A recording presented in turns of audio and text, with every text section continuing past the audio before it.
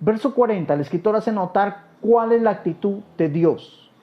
Dice ahí bien claro, se encendió la ira, su furor, y los abandonó. Entendamos, cuando nosotros no somos determinados en qué es lo que vamos a hacer con Dios, Dios nos termina abandonando. Ahora, yo sé que hay muchos cristianos que a veces dicen, sí, hermano, fíjese que usted haciendo mi pecadito por ahí, pero todavía Dios no me ha sacado los trapos al sol, y de cierta manera me ha contemplado.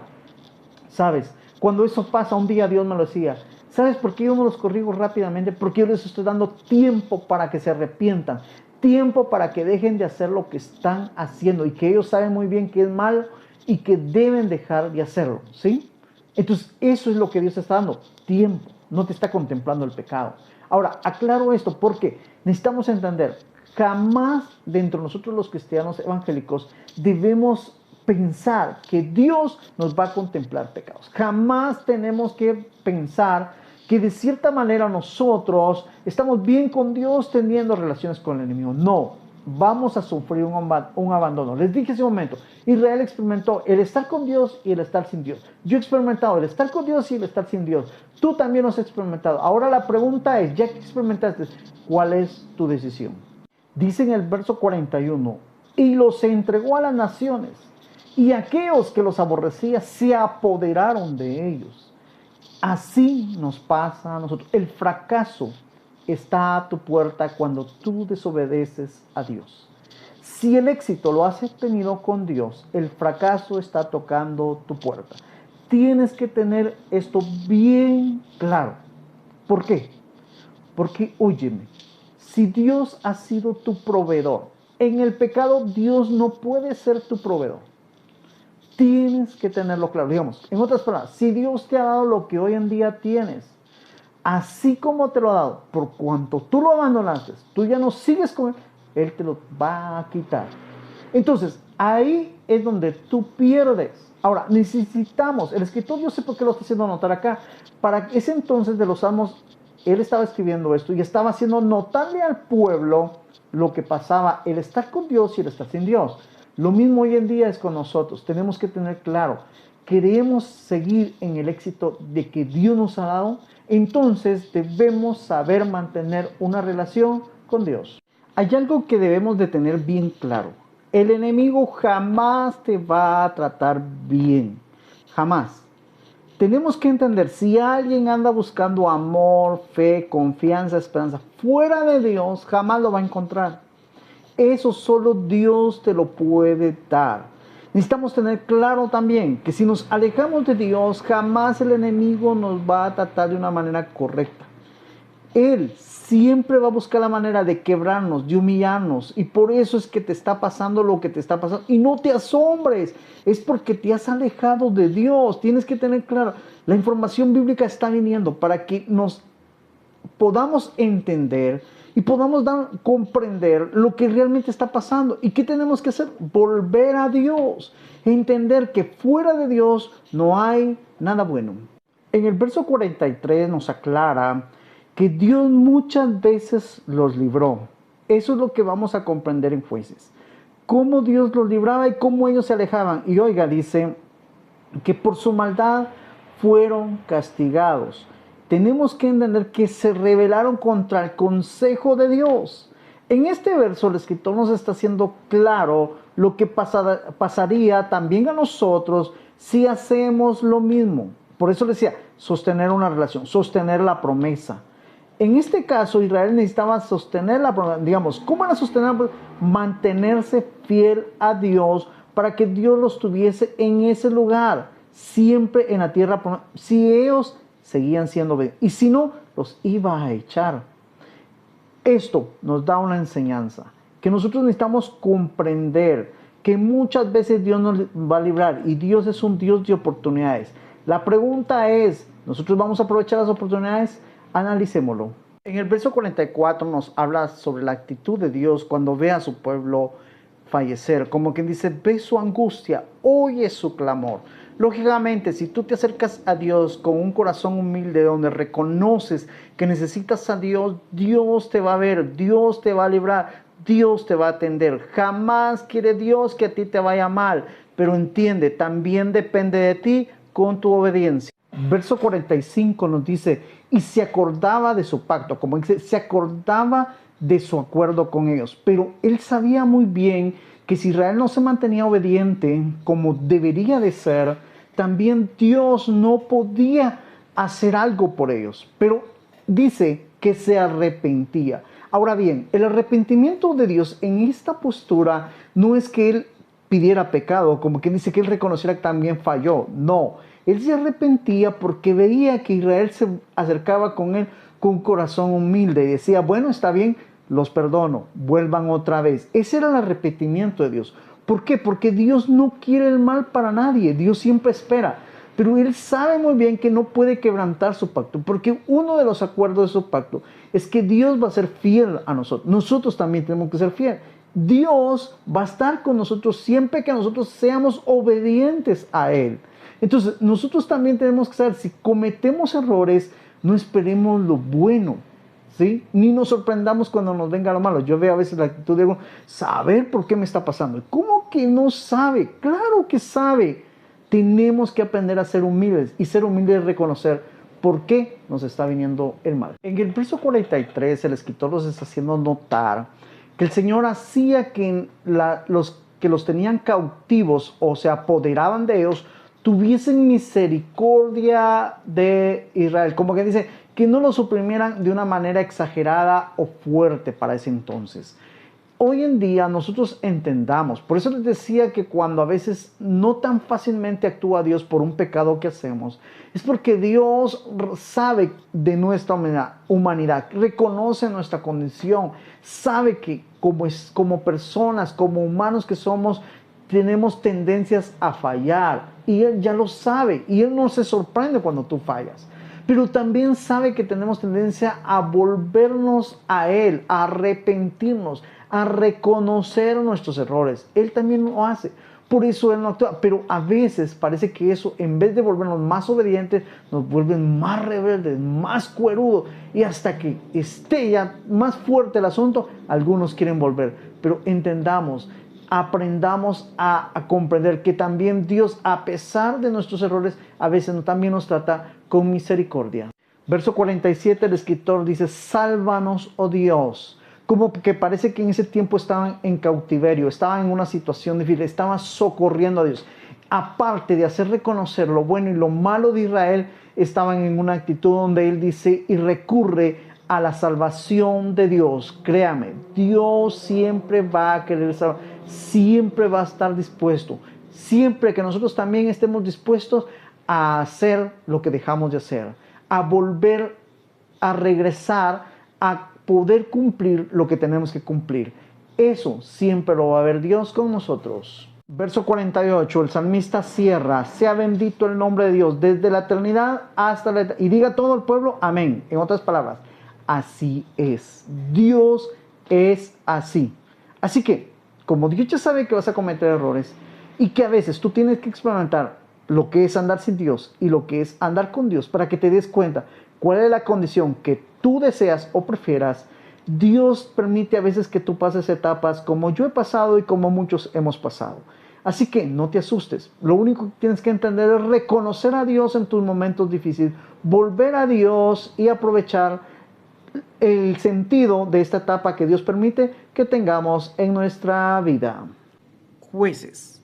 El enfoque que utilizaremos para poder interpretar Jueces es cuántas veces debemos errar para aprender. En otras palabras, cuántas veces nos debe pasar lo mismo para que aprendamos. Con esa idea debemos interpretar Jueces para sustraer su verdadero sentido.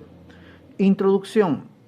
El nombre del libro deriva de los individuos a quienes Dios levantó periódicamente para guiar y liberar a los israelitas, los cuales fueron de diversas tribus. Jueces 3:9. Entonces clamaron los hijos de Israel a Jehová, y Jehová levantó un libertador de los hijos de Israel y los libró, esto es, a Otoniel, hijo de Cenaz, hermano menor de Caleb.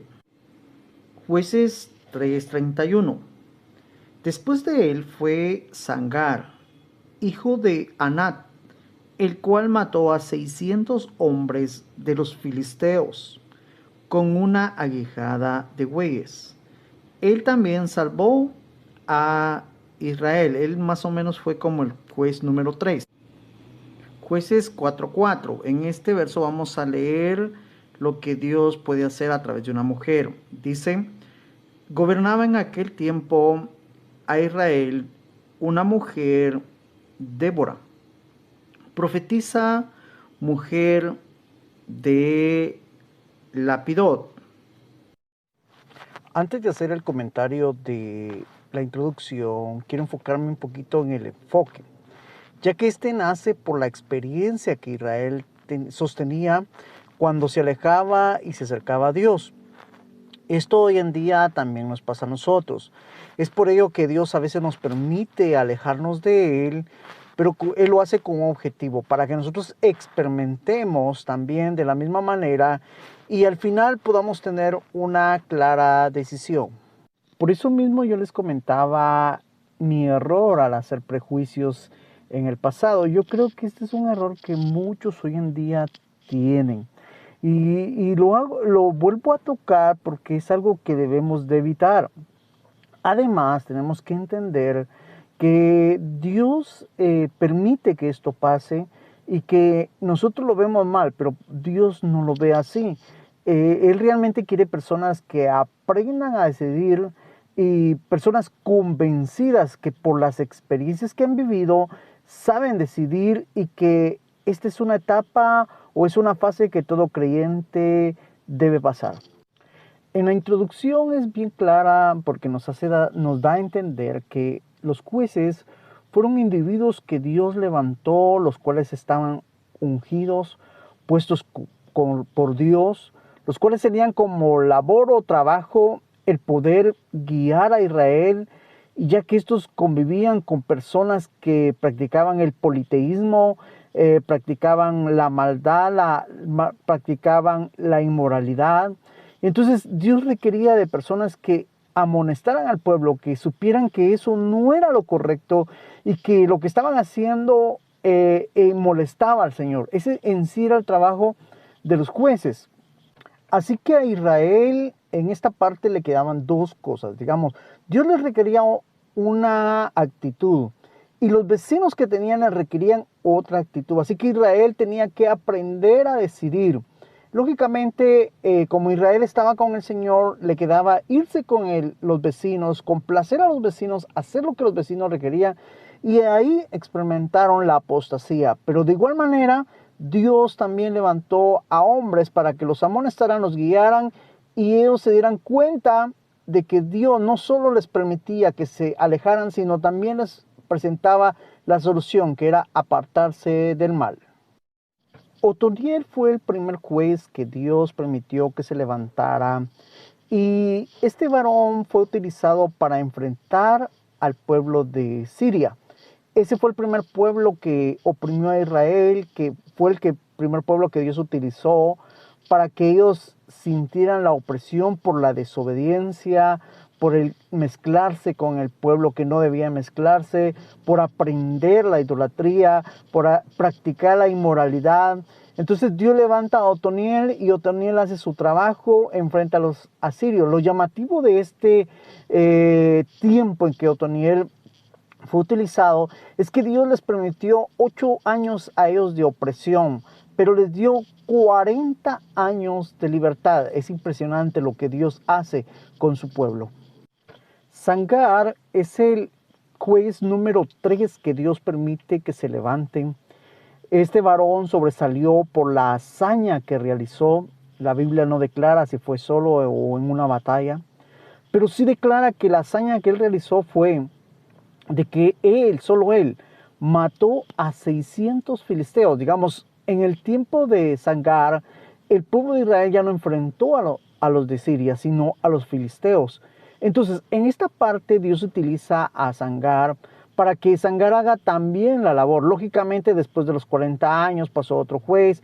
Lo que quiero que entendamos en esta parte es que Dios vuelve a nacer otra generación, vuelve a hacer lo mismo otra generación, y Dios corre al auxilio. Lo vuelve a hacer otra generación y ahora levanta a Sangar. Eso es lo que nosotros tenemos que aprender. Dios es un Dios de oportunidades. En esta parte, ya analizando la vida de los jueces, encontramos a Débora. Realmente Débora da una gran enseñanza de lo que Dios puede lograr hacer cuando alguien, no importando el sexo, se dispone y se deja utilizar. Digamos, en sí, el plan de Dios se vuelve progresivo, el plan de Dios sigue. En este caso, pues la Biblia es clara y nos enseña en esta parte que no había hombre que pudiera o que le creyera a Dios para tomar el gobierno de Israel. Y ella fue una de las mujeres que sobresalió, una mujer que venía con el convencimiento de que Dios la podía utilizar y se dejó utilizar. Ahora, toco esta parte porque lamentablemente he notado que hay cierto debate a veces en que una mujer es lógico que sea pastora, una mujer si puede ejercer un ministerio. Hay muchas preguntas que en muchos lugares me han hecho. Yo siempre he descansado en algo y como siervo de Dios lo digo con humildad y con seguridad. Dios utiliza a aquel que se deja utilizar. Dios necesita hacer un plan, o Dios necesita más bien realizar un plan, pero a veces nosotros somos incrédulos, no creemos que Dios nos puede utilizar o creemos que no podemos lograr lo que Dios nos está pidiendo lograr. Entonces Dios siempre lo va a realizar. En este caso lo hizo con Débora.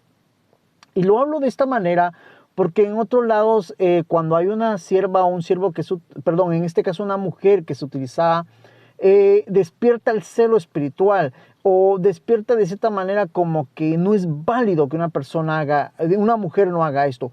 Pero en este tiempo yo creo que es bueno notar esto que Dios hizo con Débora y platicarlo para que podamos entender que Dios está dispuesto a hacer su propósito con aquellos que le crean. Autor anónimo. En otras palabras, no se le atribuye a ninguna persona específica. Bueno, fueron varios jueces, no se les atribuye a ninguno de ellos, posiblemente fue un escriba. Por ahí está más o menos, por eso se le ha otorgado el anónimo de la persona. Tema: la apostasía y la liberación. El tema tiene dos propósitos. Se centra primero en la apostasía, ya que apostasía significa cambiar a Dios por cosas vanas. Israel lo cambió por una amistad contra las naciones, Israel lo cambió por idolatría, Israel lo cambió por rebeldía. Digamos, dejaron de hacer lo que Dios les había requerido que hiciesen y empezaron a hacer lo que Dios les había prohibido. Para nuestros tiempos también podemos practicar la idolatría. Puede ser por un trabajo, por una relación de noviazgo, por amistad, por un hijo, por un esposo. Esto sucede cuando nosotros ya sea que determinamos a quién amamos, si es a Dios o si amamos ya sea un hijo o las otras cosas que en algún momento nos vienen a proponer a poder cambiar a Dios. Tenemos que entender que amamos a uno y aborrecemos a uno, pero esa decisión descansa en nosotros. El otro punto que Israel experimentó era la liberación, la cual se basaba en que Dios usaba a alguno de los individuos mencionados para sacar, apoyar o ayudar a Israel. Dios había determinado utilizar a estas personas con el fin de prestarle la ayuda necesaria al pueblo que no quería estar con él. Es interesante ver esto. ¿Por qué? Porque Dios sabía que ellos tenían que experimentar lo que estaban experimentando para poder valorar a Dios o las decisiones que habían tomado. Esto también nos sucede hoy en día a nosotros. Cuando la determinación descansa en nosotros, tenemos que aprender que si no aprendemos por palabras, por instrucciones, como en este caso se está haciendo, las experiencias que vivamos también van a ayudar a que nosotros valoremos ya sea a Dios o lo que estamos determinando amar. Ahora, cuando ya seamos liberados, cuando ya seamos oprimidos, Dios siempre nos va a mostrar la libertad. Siempre hay solución para todo. Dios siempre va a estar presto a ayudarnos porque Él sabe que nuestra negligencia nos lleva a valorar lo que no es Dios. Pero en este caso, Dios siempre lo va a hacer. Ampliando un poquito respecto a la apostasía y la liberación que Israel experimentó, esto nos hace entender de que Dios siempre estuvo atento con su pueblo. Dios siempre les mostraba el auxilio a levantar cada uno de ellos. Lo mismo pasa hoy, digamos, Dios levanta a un siervo en Guatemala, en diversos lugares, te visita, te insiste, a veces vemos la insistencia mal, nos molesta también. Lo que yo quiero que entiendas es que a pesar de que estés cometiendo errores, a pesar de que te estés alejando de Dios, a pesar que también has experimentado el alejarte de Dios y posiblemente piensas que no puedes regresar y de repente te llega a visitar algún siervo de Dios y tú lo que haces es rechazarlo, yo quiero que entiendas hoy que Dios está permitiendo eso en tu vida para que también tú experimentes el alejarse de Dios, pero ahora experimentes el acercarte a Dios, volver a Dios y que entiendas que en este asunto de buscar a Dios, solo existe una manera y solo una salida, la que Dios quiere darte. Ahora, dentro del registro de jueces, necesitamos buscar el texto que nos confirme lo que Israel hizo al rebelarse con Dios. En el capítulo 2, del 1 al 5, encontramos lo que el Señor le hace notar a ese Israel que estaba en la tierra prometida y le dice con estas palabras: el ángel de Jehová subió a Gilgal, a Boquín, y dijo: yo os saqué de Egipto y os introduje en la tierra de la cual juré a vuestros padres, diciendo: no invalidaré jamás mi pacto con vosotros. Como quien dice, Dios estaba haciendo notar primero su buena intención para Israel y para hoy en día para todos nosotros. Verso 2 dice: con tal que vosotros no hagáis pacto con los moradores de esta tierra, cuyos altares habéis de derribar, mas vosotros no habéis atendido mi voz, porque habéis hecho esto. Verso 3: por tanto, yo también digo, no los echaré delante de vosotros, sino que serán azote para vuestros costados, y sus dioses os serán por tropiezo.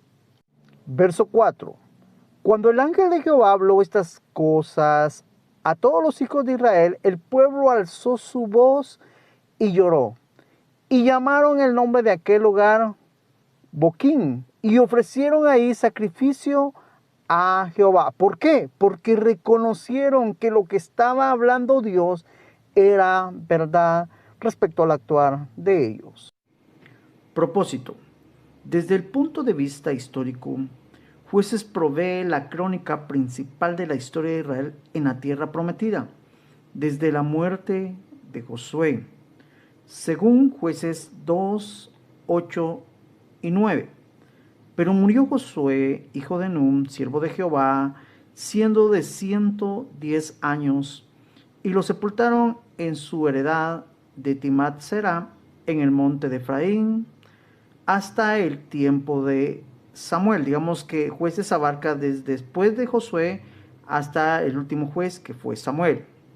En lo teológico revela la decadencia espiritual y moral de las tribus después de que se establecieron en la tierra prometida, mostrando con claridad las consecuencias adversas que siempre ocurrían cuando Israel olvidaba su pacto con el Señor y se iba más bien en dirección de la idolatría y la inmoralidad. El primer comentario que quiero dar respecto al propósito es que realmente el escritor, aunque haya sido anónimo, fue impulsado por el Espíritu Santo para contarnos esa etapa de Israel, ese tiempo que Israel vivió. Y eso nos debe dar una idea a nosotros de venir y querer ordenar nuestras vidas. Es necesario que aprendamos a valorar cuando nos hemos alejado de Dios, a valorar cuando estamos cerca de Dios y aprender para no seguir cometiendo los mismos errores. Por eso el enfoque era cuántas veces te debe suceder lo mismo. ¿Por qué te comento esto? Porque el plan de Dios es que todo importa, todo sirve, todo se debe hacer. Óyeme bien, pero hay prioridades y una de nuestras prioridades es obedecer a Dios o honrar a Dios. Si aprendemos a valorar las bendiciones que Dios nos da, para que las bendiciones no nos sean un tropiezo, porque pareciera que Israel llega a la tierra prometida, obtiene la tierra prometida, no destruye todas las naciones, se mezcla. Entonces, pareciera que la tierra prometida le estaba haciendo de tropiezo. Ahora, bien nosotros, para que nosotros no nos sea de tropiezo algo, necesitamos ordenar prioridades. ¿Por qué les cuento esto? Conocí a una hermana que, miren, asistía en aquel entonces a las células que realizábamos en un hogar cerca de mi casa. Y me acuerdo que conocí a la hermana y una de las intenciones por la cual ella llegó a ese lugar es que estaba pasando una situación bien difícil y que la única solución era que su hija se fuera a Estados Unidos. Digamos, ella buscaba la forma de que Dios le ayudara para que su hija llegara a los Estados Unidos. Yo sé, muchos van a decir, hermano, ¿por qué oran eso? Está quebrantando leyes. Miren, hay muchas interpretaciones, pero yo he aprendido algo, ¿sí? Si en algún momento alguien quebranta leyes, por ejemplo, fronteras, si está en el plan de Dios, esto se va a lograr. Y si no está en el plan de Dios, no se va a lograr. Con fin de que yo le aclare eso a la hermana, mire, yo no le puedo decir si va a llegar, no le puedo aclarar porque no sé qué es lo que Dios quiere hacer con su hija. Pero una cosa sí se vamos a orar. Oramos por la hija, ella estuvo asistiendo un tiempo ahí con nosotros. Gloria a Dios porque llegó a los Estados Unidos la hija. De repente la hermana ya no llegó. Y bueno, dije, no sé por qué, pero yo, saben, mi pensar en mi humanidad decía, si la hermana recibió esa bendición, yo me imaginé verla más seguido por ahí, porque como una forma de agradecerle a Dios, ese fue mi pensar, pero lamentablemente no fue así. De repente un día la encuentro en el camino y le digo, hermana, mire, ¿qué pasó? ¿Por qué ella no llegó? ¿Qué fue lo que le impide ahora llegar?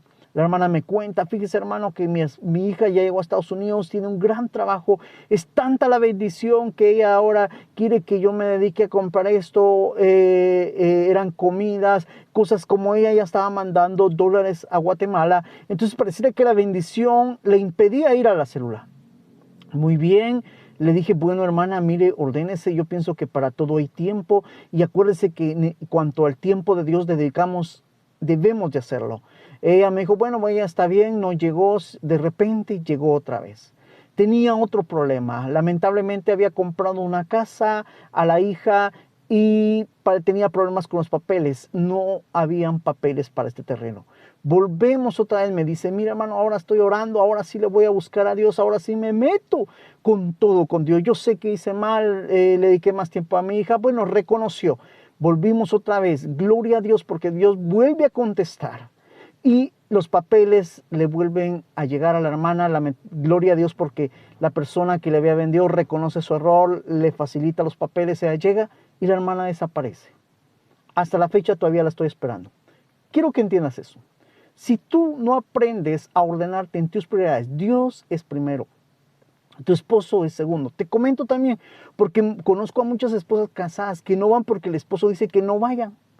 Mira, tu deber conyugal, tu deber de esposa, debes de cumplirlo, pero tu deber como hija de Dios también lo necesitas cumplir.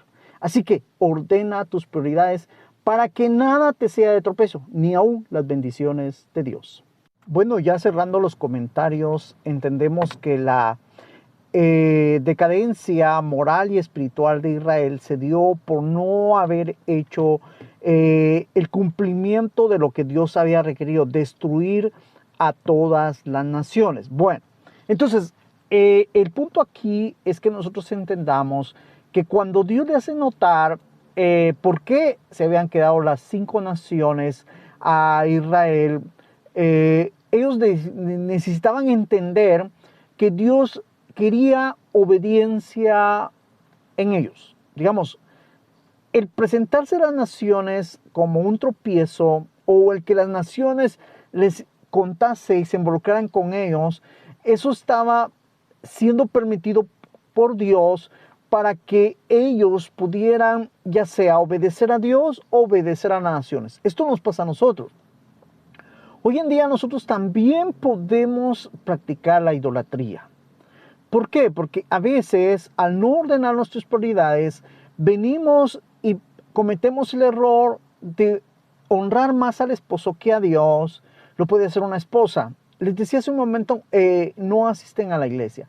Lo puede hacer una señorita o un joven por un noviazgo. Digamos, prefiere a la señorita o prefiere al joven y entonces deja a Dios, deja la iglesia. Yo creo que por un trabajo se puede hacer por una casa, por hijos, por esposa. El punto es acá que intentamos. ¿Cuántas veces o cuántos esposos necesitas perder para que entiendas que Dios es primero? ¿Cuántos trabajos necesitas perder para que entiendas que Dios es primero? ¿Cuántas relaciones de amistad o lo que sea necesitas perder?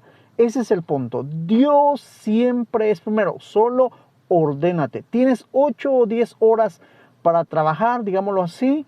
En las noches cuando se realicen los cultos en las iglesias, tienes que ordenarte, tienes que esforzarte. Que Dios, mira, yo no estoy diciendo que asistas todos los días, sino que dentro de tu ordenamiento haya esfuerzo.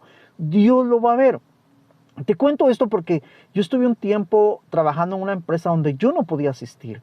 Pero créeme, yo le pasaba orando a Dios mucho tiempo. Le decía, dame un trabajo donde yo pueda asistir. Gloria a Dios porque Dios me dio un trabajo, empecé a asistir. Hoy estoy asistiendo, pero por otras razones de trabajo he dejado de asistir. Pero no crees que yo estoy cómodo. Ahora, te comento esto porque yo a veces me he acercado con personas y les digo, mire, ¿por qué no está asistiendo? Pues fíjese que... Y empiezan a poner pretextos. Mira, una cosa es que tú pongas pretextos y otra cosa que Dios vea tu esfuerzo. Y en eso quiero enfocarme. No dejes que te pasen demasiadas veces las cosas para que tú entiendas. Espero que entiendas a la primera, espero que entiendas que Dios quiere que tú seas una persona entendida, te muevas como una persona entendida y sobre todo aprendamos lo que el libro de Jueces nos está enseñando. Así que aquí cerramos con el libro de Jueces.